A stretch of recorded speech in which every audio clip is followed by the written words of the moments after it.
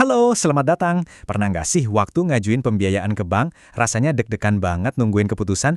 Nah, hari ini kita bakal intip dapurnya bank. Kita bongkar apa aja yang sebenarnya terjadi di belakang layar. Pernah kepikiran nggak apa ya yang ada di benak seorang analis bank pas lagi lihat-lihat berkas pengajuan kita?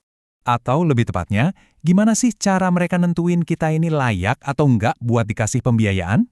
Nah, proses inilah yang bakal kita kupas tuntas bareng-bareng.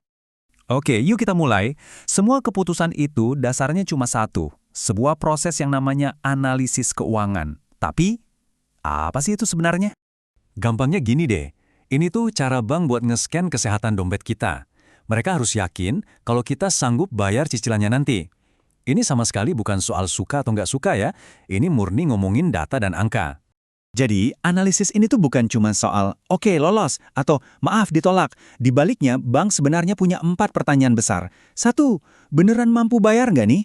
2, resikonya buat bank segede apa? 3, berapa sih angka yang pas biar nasabah juga nggak mengap-mengap? Dan yang terakhir, gimana caranya supaya bank itu sendiri tetap aman dan sehat?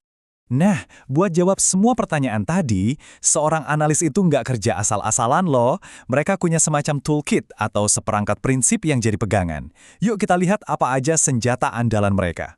Ini dia nih, fondasi utamanya, prinsip 5C. Udah terkenal banget ini. Pertama, karakter atau watak. Ini soal rekam jejak kita. Bersih nggak riwayat kreditnya? Terus, capacity alias kemampuan bayar. Capital atau modal, apa yang udah kita punya. Collateral, ini jaminannya. Dan yang terakhir, condition. Nah, ini soal kondisi ekonomi makro yang pastinya ngaruh ke kita semua. Nah, ini dia yang jadi pembeda di bank syariah. Selain 5C yang tadi, ada plusnya, yaitu filter syariah. Jadi ini bukan lagi cuma ngomongin untung rugi, tapi juga soal etika dan keadilan. Tujuannya apa ya? Biar transaksinya adil, transparan, jauh dari riba, dan ini penting banget, dananya nggak lari ke bisnis-bisnis yang haram. Bisa dibilang ini analisis finansial yang punya kompas moral. Oke, dari prinsip-prinsip tadi, sekarang kita masuk ke bagian yang sedikit lebih ngejelimet soal angka. Gimana caranya analis menerjemahkan laporan keuangan kita jadi sebuah kesimpulan? Kuncinya ada di rasio keuangan. Eits, jangan pusing dulu dengar istilah-istilahnya. Gampangnya, analis itu cuma melakukan 3 medical check-up keuangan. Pertama, likuiditas. Ini buat lihat kesehatan jangka pendek. Kedua, profitabilitas. Intinya lebih besar pasak daripada tiang atau enggak. Dan yang ketiga, solvabilitas. Nah, ini buat lihat seberapa kokoh keuangan kita buat jangka panjang.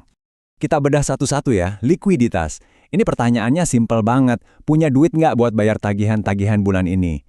Contohnya itu current ratio. Ini cuma ngebandingin aset lancar kita yang gampang jadi duit sama semua utang jangka pendek kita. Yang kedua, profitabilitas. Nah, kalau Anda pengusaha, ini penting banget. Bisnisnya beneran untung nggak sih? Salah satu ukurannya profit margin. Ini buat lihat dari setiap penjualan, berapa persen sih untung bersih yang masuk kantong? Bank kan mau mastiin mesin pencetak uang Anda itu sehat. Dan yang terakhir, solvabilitas. Ini ngomongin gambaran besarnya, jangka panjangnya. Total aset kita lebih gede nggak dari total utang? Indikatornya, misalnya debt ratio. Rasio ini ngasih lihat seberapa banyak aset kita yang sebenarnya dibiayai dari utang. Dari sini kelihatan deh seberapa kuat fondasi keuangan kita. Tapi, dari semua angka, rasio, dan prinsip tadi, ada satu hal yang jadi rajanya. Faktor penentu yang paling penting. Yuk kita lihat apa itu. Jawabannya adalah arus kas atau cash flow. Konsepnya super simple. Bandingin aja duit yang masuk sama duit yang keluar. Berapa sih uang beneran yang kita terima tiap bulan dan berapa yang kita pakai buat belanja dan bayar-bayar. Jujur aja, ini tuh kayak detak jantung keuangan kita. Nah, ujung-ujungnya, semua analisis yang rumit tadi itu bermuara ke rumus sederhana ini.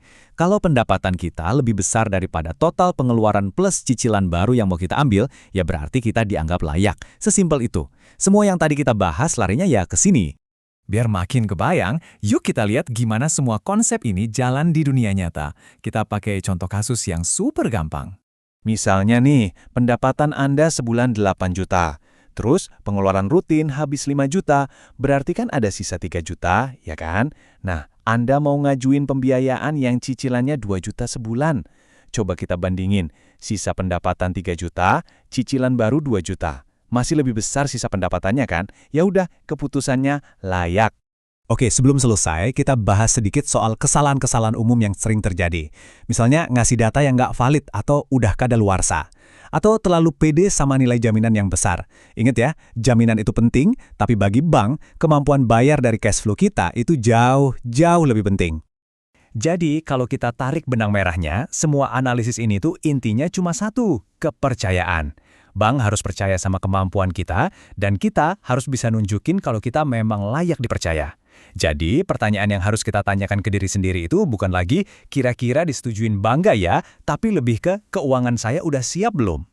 Oke, itu dia pembahasan kita kali ini. Semoga bermanfaat ya.